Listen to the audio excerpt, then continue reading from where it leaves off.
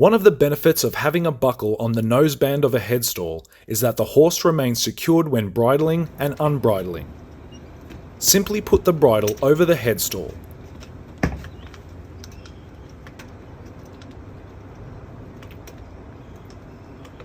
And once secured, undo the noseband and headpiece of the headstall and carefully slip out from behind.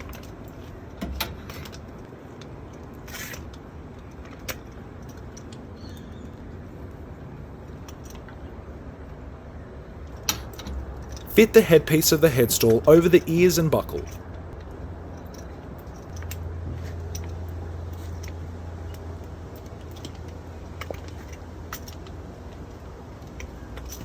Then slip the noseband under the bridle cheeks and fasten.